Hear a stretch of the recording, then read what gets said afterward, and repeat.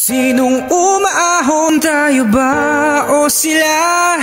Mga ngiti nila habang nakalubog ka pa sa napuntang bulsa.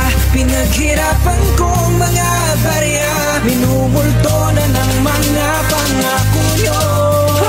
Makinig mawalang galang na po at itaga nyo sa bato na ang patak ng luwa, pawis at pati aming dugo ay parte ng bawat buwis at tanging ninanakaw nyo at ginagamit sa tuwing panghugot sa inyong guslo. Pambili ng luwa, sasakyan at kung anong gusto, habang may batang naggugutom at pamilyang di buo. Mga pasakit ng baha at proyektong hindi tapos, kaya may Pilipino na dumudulog at ikahos. Tanging sabit ng kababayan, nasa ng kaba ng bayan at tapalan ng papelin yung pagiging makabayan. Nalimutan ng sumpaan para sa iyong katapatan dahil pinaglingkuran mga buhayan. Naghahaman ay ang kapagkahalalan, maging matalino ka. Tanong kung sinong magkakapake sa kapwa mong duka at di ka gagamitin para lamang na makakubra. Kaya sa bagong Pilipinas bumangon at gising na.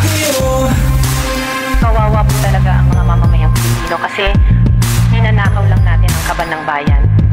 Pera ng taong bayan pero tayo ang nagsisinabang. Hindi ba tayo nahiya? Ang mga mahihirap mas lalong naghihirap. Kaya tama na ang pagkurakot natin. Makinig